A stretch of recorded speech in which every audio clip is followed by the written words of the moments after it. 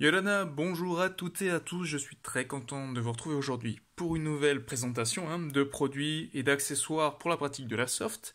Aujourd'hui, comme vous pouvez le voir à l'écran, on va donc voir ensemble le double porte-chargeur, donc il y a un petit holder avec, pour le mettre à la ceinture, de chez Amomax. Alors, il est disponible en ce moment sur OPS Store pour 10 € je crois. Moi, quand j'ai fait l'achat, il était à 12 € sur Airsoft Pro parce qu'il n'était pas encore disponible sur OPS. Voilà. Donc, Amomax, c'est, si j'ai bien compris, c'est une filiale de la marque Saitak. Et on va juste enlever ça. L'avantage de ce double porte-chargeur, c'est qu'il est comme c'est sur mon... Voilà, je vais essayer de le rendre visible. Voilà. C'est qu'il est compatible avec la plupart des chargeurs en 9 mm, en 40 ou en 45. Donc bien sûr, pour la pratique de l'airsoft, ça dépendra des répliques que vous utilisez, qui vont plus ou moins essayer de répliquer les chargeurs avec. On retrouve donc dans cette pochette, bon, bien sûr, le double porte-chargeur, de la documentation. Alors, petit truc intéressant dedans, ça vous donne une idée des accessoires qui seront compatibles avec ce double pouch. Donc la plupart des accessoires Amomax que je vous recommande d'utiliser pour aller avec, ce sera plus simple, sont compatibles. Également compatibles certains accessoires de la gamme Saitak et certains accessoires de chez Primal Gear et de Nuprol, Swiss Arm, voilà. Il faudra bien sûr, après je vais vous en parler, comment vérifier la compatibilité. On a la clé Allen pour pouvoir démonter les doubles pouch du support ceinture. Donc ça, voilà, vous pouvez le mettre sur le pantalon ou directement à votre ceinture pour un port discret et facile à enlever, quoi. C'est l'avantage, c'est qu'au moins vous avez un système de fixation qui est fourni avec. C'est pas le meilleur. On va voir justement déjà les réglages, les chargeurs compatibles et les différents types de portage, voilà, de ce double pouch. Allez, on va se faire déjà les réglages. Alors, pour ce qui est des réglages de ce double pouch, on a en fait de chaque côté un petit système, voilà, réglable sur 5 crans pour venir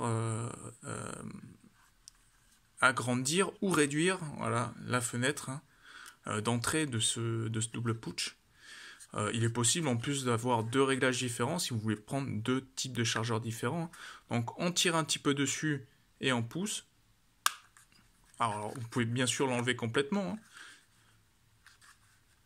C'est un petit peu dur, donc là c'est du matos neuf, je pense que ça va se faire après l'utilisation. Voilà. Donc on peut le serrer, je pense jusqu'à... Je sais pas si je suis au niveau 1, là je vois mal. Je ne suis pas encore au plus petit niveau. Si je dois l'être. Donc là, on va dire que j'ai plus un truc à la droite, on a plus une poche pour 1911. Et sur le dernier, on va dire plus gros. On va voir après au niveau des compatibilités chargeurs, ce qui passe, ce qui ne passe pas. Un petit peu de mise au point. Alors, des fois c'est un peu plus dur.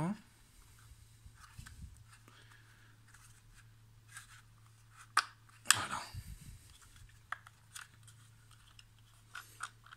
Et une fois que vous avez réglé le porte-chargeur suivant les types de chargeurs que vous utilisez, vous pouvez, en vissant cette vis, venir ajuster la rétention, donc la capacité qu'a ce porte-chargeur à retenir vos chargeurs. Ça va créer une résistance pour les mettre ou les extraire du porte-chargeur. Ça va surtout vous aider à les garder sur vous et ne pas les perdre pendant vos parties. Allez, on va regarder maintenant la compatibilité avec les chargeurs. On va commencer avec du classique. Donc j'ai ici deux chargeurs pour plateforme 911, gaz et CO2. Donc c'est compatible Kajiwork, Tokyo Marui et tout ce qui va avec. Donc c'est des simples colonnes, c'est très fin. Gabarit assez réduit parce qu'ils sont ni très larges ni très hauts. Et ça devrait rentrer normalement sans trop de soucis. Donc la version CO2, voilà, passe sans problème. la version gaz aussi. Donc les deux rentrent, mais il y a beaucoup de jeux. On va voir justement si on peut solidariser ça. Enfin, en tout cas, si on peut améliorer la rétention avec le fameux tournevis. Pour améliorer la rétention, un petit coup de serrage. Je vais essayer de trouver le couple suffisant.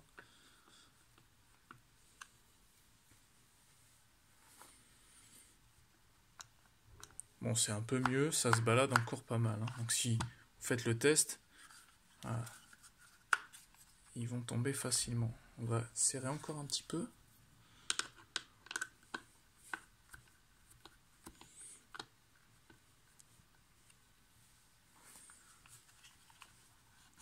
Déjà, c'est bien mieux. Alors, le COD est un peu plus épais, hein, donc la version gaz flotte encore. Hein.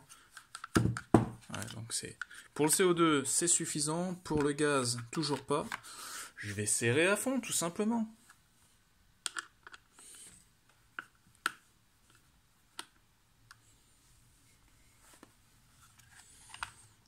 CO2, c'est au top. Bon, gaz définitivement.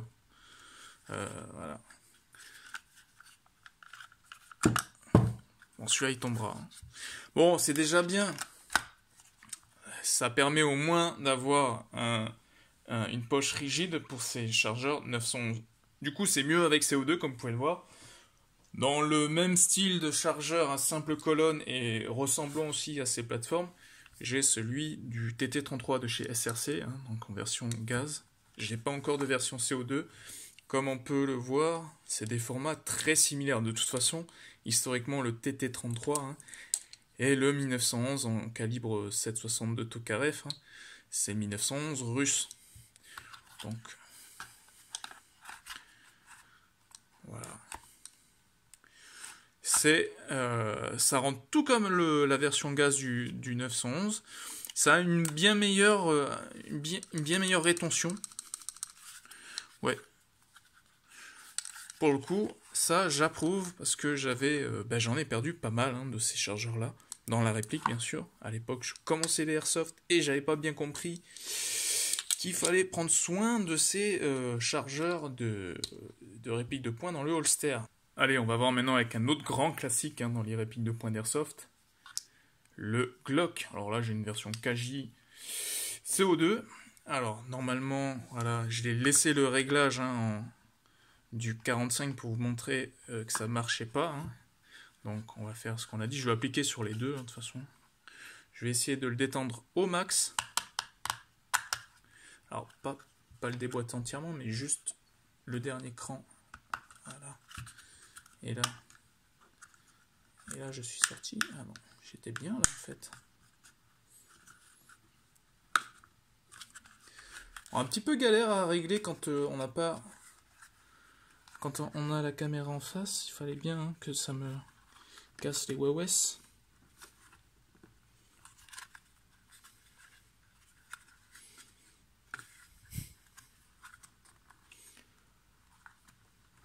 Attention, je vais dire des gros mots là. Voilà, je pense que j'ai trouvé le dernier cran avant l'ouverture entière. Et hop là! J'ai encore oublié un truc. J'ai laissé la rétention du 911 avec, donc c'est pareil. Pas forcément compatible avec la taille du chargeur Glock. On voit tout de suite la différence entre une conception simple colonne et une conception double colonne. Historiquement parlant, hein, pour le chargeur du 1911 en simple colonne 45 et en double pile hein, du 9 mm de chez Glock. Hein. Donc là, vraiment, voilà, ça rentre. Ça rentre même nickel. Et j'ai pour le coup, en version gaz, je vais vous montrer ce que ça donne avec les 50 coups, hein, donc les versions allongées. Hein. Pareil, ça rentre bien. Par contre, au niveau de la rétention, le CO2 est bien meilleur. Bon, il est plus léger aussi que la version gaz. Hein. Voilà, donc peut-être qu'avec un petit coup de serrage, on devrait obtenir la rétention suffisante pour pouvoir l'attraper et l'extraire rapidement sans avoir à aller chercher sur le terrain. Voilà. Là, c'est pas mal déjà.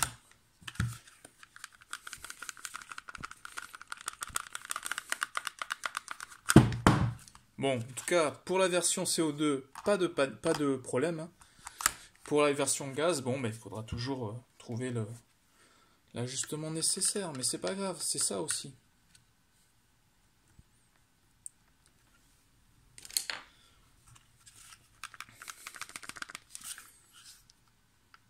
Il bouge déjà moins. Hein. Je pense que pour les chargeurs type Glock, c'est validé. Alors celui-là, il est même coincé et bien. Alors je crois avoir compris d'où ça venait. Je vais, avant de faire une connerie, je vais l'enlever complètement. Là, il est resté coincé parce que les chargeurs Glock, du coup, les chargeurs CO2 ont cette fenêtre pour pouvoir placer la cartouche qui provoque, qui vient se coincer là. Alors, juste ici, vous avez en fait comme des ressorts en plastique qui viennent assurer la rétention. C'est un autre système de rétention des chargeurs pour mettre un petit peu de pression dans les chargeurs lorsqu'ils sont logés dedans. Donc voilà, sachez-le. Il faudra faire attention avec vos chargeurs CO2. On n'avait pas eu ce souci avec le 1911, qu'il est tellement fin qu'il n'a pas eu l'occasion de s'accrocher. Et est-ce que si je le mets dans un autre sens, il y a peut-être le sens aussi? Non.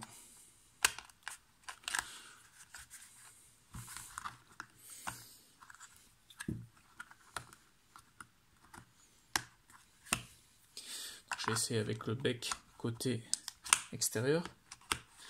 Non, bon alors, compatible Glock, mais attention avec les versions CO2. Je ne dis pas que c'est incompatible, on l'a vu. Hein. Je dis juste que ça risque de poser problème pour les enlever. Voilà, sinon Glock approved. On va essayer maintenant avec un chargeur type MK23, donc c'est réputé pour être déjà des gros bébés. Hein. Je n'ai pas de type iCapa, désolé. Hein. Mais bon, là, on revient du coup dans on va dire les profils 45, donc normalement, ça les accepte. Est-ce que, encore une fois, je l'ai réenlevé complètement. Voilà. Donc là, je pense que je vais le mettre de ce côté-là. Ouf, ça rentre nickel. Hein. Et puis...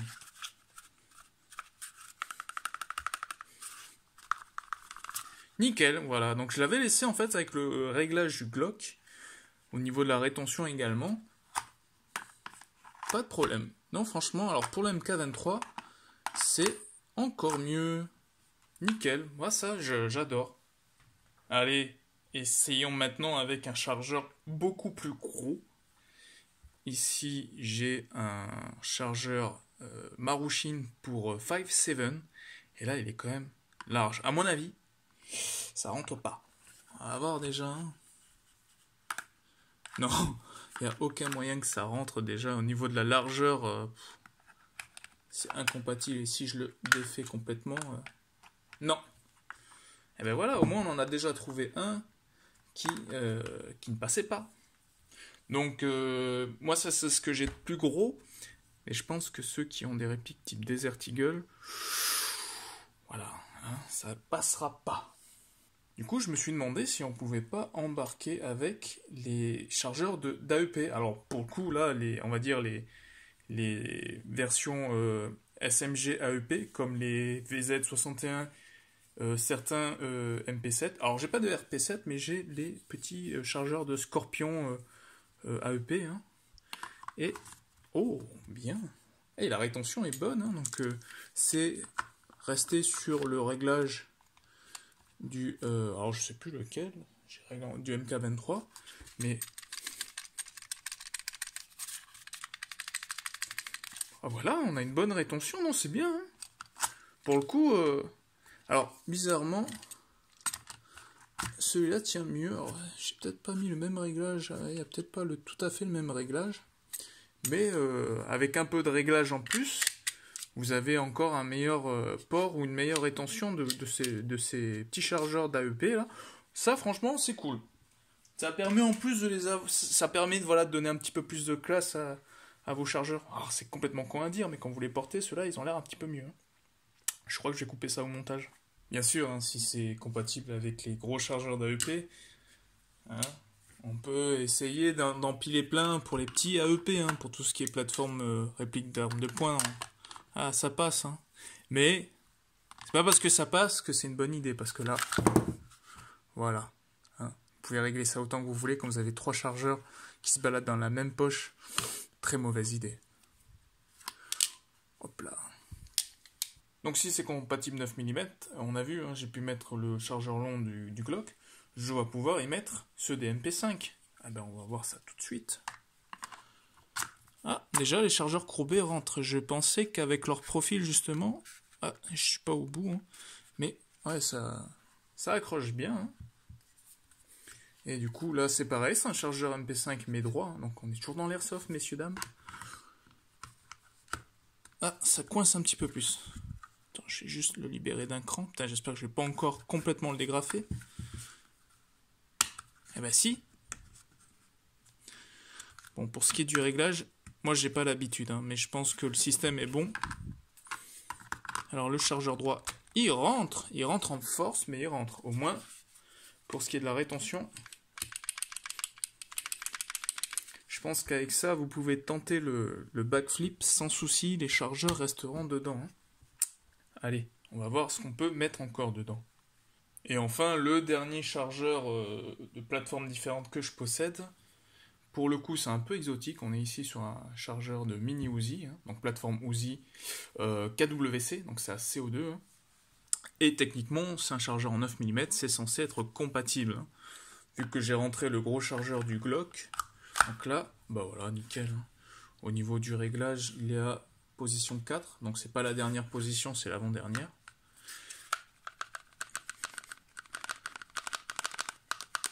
Au niveau de la rétention, ça a bougé, hein, mais c'est encore bon, quoi. Donc, si je resserre, ça devrait même plus bouger. Je vais pas le faire parce que la vidéo va durer des plombes pour le coup. Mais si vous avez peut-être les MP9 et MP7, ce serait à vérifier. Je peux pas vous confirmer, j'en ai pas. Mais à mon avis, MP9, oui, comme il est droit. MP7, je ne sais pas. On verra bien. Bien, on a vu maintenant la compatibilité entre les divers types de chargeurs. Il y avait des choses intéressantes. Hein. Je pensais que c'était destiné uniquement aux répliques d'armes de poing. Et on a vu qu'on pouvait mettre certaines répliques de pistolets mitrailleurs. Hein. Donc le Uzi, ça me semblait logique, le chargeur était assez droit, mais pour le coup, le MP5 ou le petit VZ61, je m'y attendais pas du tout. C'est un bon point, c'est toujours ça en plus à prendre. Maintenant, on va voir comment on peut porter ce double putsch sur nous. Alors, il y a, avec l'accessoire qui est fourni de base, hein, alors je crois que c'est un pas de ceinture, ça. Donc c'est pour le mettre directement sur vous. Alors je ne sais jamais si c'est à glisser entre la ceinture et votre pantalon, ou si c'est à mettre directement avec comment dire, entre vous, à le glisser dans votre, dans votre pantalon, donc collé à la peau, et qui ressort de l'autre côté de la ceinture. Enfin, je ne sais pas comment l'expliquer, mais est-ce que c'est pour un port discret entre la ceinture et le jean, ou si c'est pour un port discret à mettre carrément entre vous et le jean? C'est la grande question. Moi personnellement, je suis pas trop fan de ce type de port, parce qu'il est assez pas instable, mais il a tendance à bouger. Donc il peut bouger entre les passants de votre ceinture sur votre pantalon, et bon, suivant le nombre de passants que vous avez, ça se balade bien. Et on a trouvé maintenant des systèmes bien mieux. Alors, on va voir déjà les plateformes que l'on peut trouver avec et comment on l'installe. Alors, pour les différents types de supports hein, qui peuvent recevoir ce double putsch, le mieux c'est de rester avec des accessoires de la même marque, Amomax, mais sinon, vous avez bien sûr d'autres plateformes, hein, SciTac, Swissarm, comme je disais, certains Primal Gear. Le truc c'est de respecter le bon, on va dire le bon format. Je vais vous montrer ça sur des porte-plaques à la cuisse comme celui-ci. Donc ça c'est un modèle de Primal Gear, mais je sais que Swissarm aussi le fait, donc il est est compatible avec les Adaptix, certains holsters Adaptatix pardon, de Swiss Arms, certains holsters de chez Saitac, grâce aux 3 vis là aussi. Donc voilà, le truc c'est de bien respecter les supports d'accessoires avec ce disque. C'est un disque d'à peu près 3 cm de diamètre avec une crénelure hein, sur le bord, sur tout le périmètre, parce qu'ils vont être compatibles avec ce double putsch. Donc ce type de porte-chargeur ou holster à la ceinture fonctionne.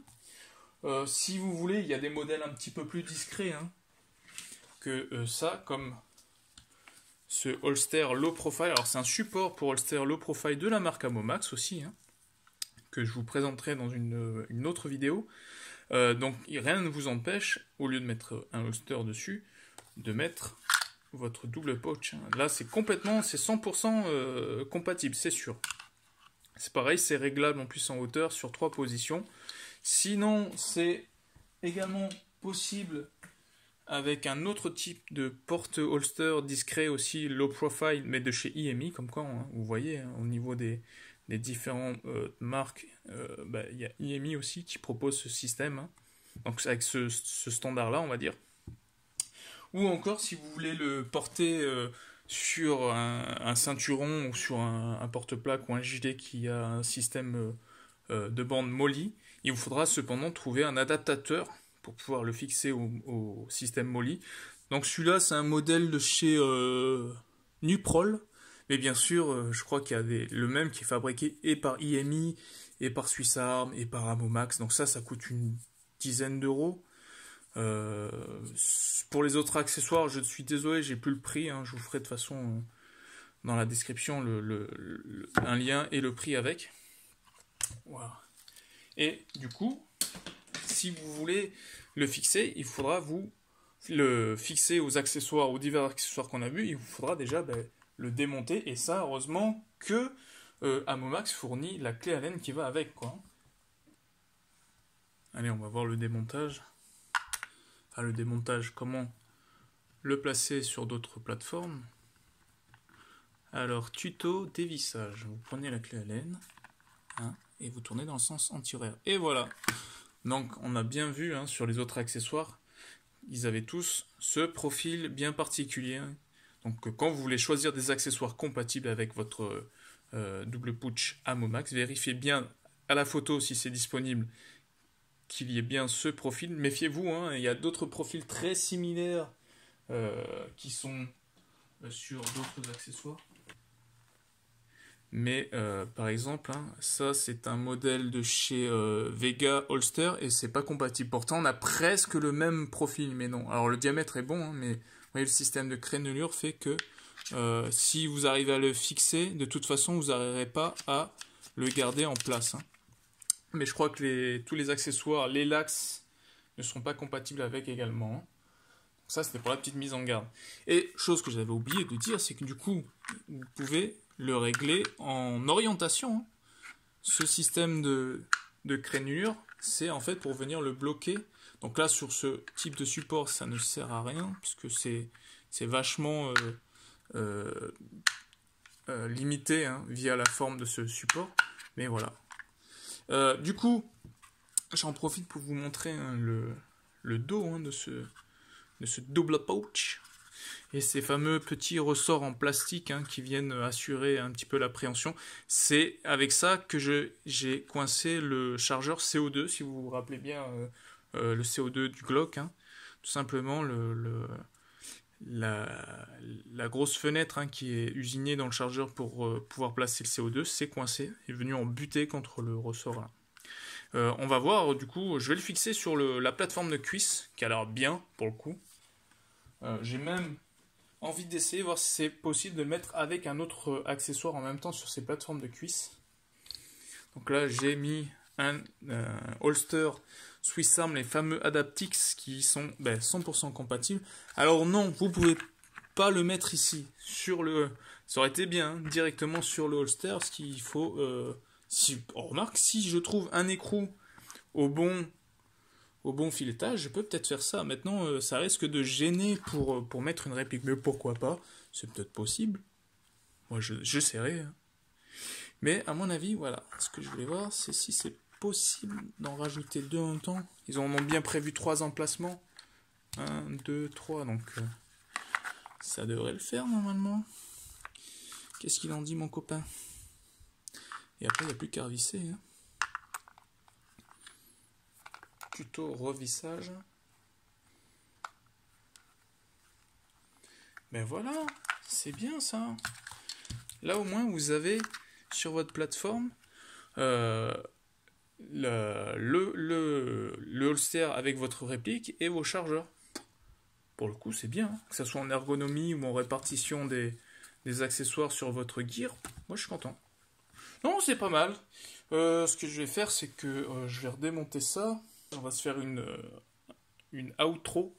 Bah alors déjà dans les qualités, les défauts hein, de ce double putsch, je vais commencer par les défauts. Il n'y en aura pas beaucoup quand même dedans, pour une fois c'est plutôt sympa.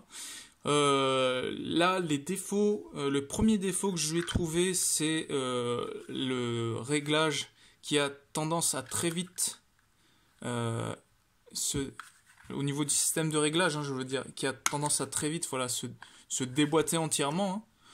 Bon ça c'est pas trop chiant, c'est à mon avis moi qui n'ai pas encore l'habitude de l'utiliser pour le réglage, mais voilà il y a juste ce petit truc, une fois que vous avez dégrafé le dernier cran pour le réglage et qu'il est complètement libre, c'est pas toujours évident de venir le remboîter à sa place, mais ça voilà c'est un petit défaut à la con. Hein. Autre défaut, suivant les chargeurs CO2 que vous voulez mettre dedans, pensez à bien vérifier qu'ils ne soient pas trop gênés par ces petites lames ressort à l'arrière en plastique. C'est gravissime, ça peut se produire.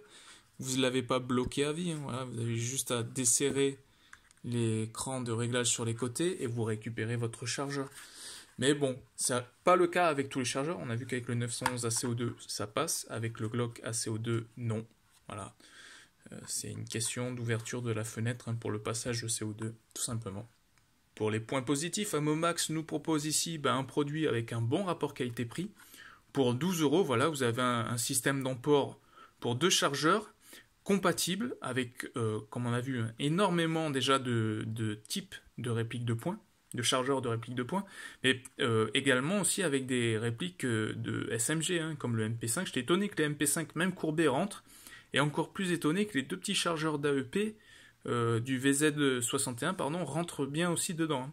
Donc ça, moi j'aime bien. Donc on a bonne compatibilité de réglage pour tous les types de chargeurs. Comme vous avez vu en plus ce profil, alors je sais pas si c'est un nom hein, ce profil, mais du coup la compatibilité avec d'autres types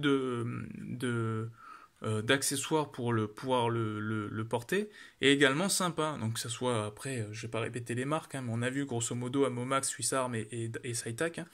Ça va vous permettre, si vous disposez bien sûr des accessoires nécessaires, hein, de le mettre à la cuisse. Donc on peut le mettre avec le holster sur un porte-plaque de cuisse. On peut le mettre également, si vous avez encore une fois le bon adaptateur pour les passants molly, vous pouvez vous le mettre sur un ceinturon battle belt ou autre, ou bien sûr sur le petit porte-plaque, le gros gilet Siras. Ça vous laisse le libre choix à vous de moduler votre gear à votre envie. Hein. Donc ça j'aime bien. En plus, voilà, là noir c'est assez discret, mais les matériaux utilisés à mon avis seront suffisamment résistants pour la pratique de l'airsoft, et en plus vous pouvez le peindre quoi. Je veux dire, rien ne vous empêche de le peindre avec la couleur que vous voulez. De base, je sais même pas s'il était proposé, à mon avis, il doit être trouvable en autre couleur. Hein. Ce sera sûrement en olive ou en olive en vert OD ou en coyote brown. Hein. La plupart du temps, il n'y a pas 36 000 choix de la couleur dessus. Hein. Mais voilà, alors, pour le coup, hein, en conclusion, on a quand même un bon accessoire pour ceux qui cherchent des poches pour vos chargeurs, alors des poches rigides. Hein. Honnêtement, je pense que ceci devrait pouvoir vous plaire. Il faut bien sûr prendre en compte que certaines répliques ne passeront pas dedans, mais on a vu quand même dans cette petite comparaison, ça vous laisse largement le choix. Pour pas trop cher, avec de bonnes capacités hein, pour pouvoir le porter suivant le gear que vous avez, Mais il va vous demander quand même d'avoir les accessoires nécessaires, hein, ça c'est clair. Mais bon voilà, ah, j'ai oublié de le mettre aussi dans les points positifs, ils fournissent la clé Allen. Voilà, je pense que j'ai fait le tour de ce double putsch. Et je vous retrouve dans une prochaine vidéo. Et à toutes et à tous, passez une bonne journée. Nana.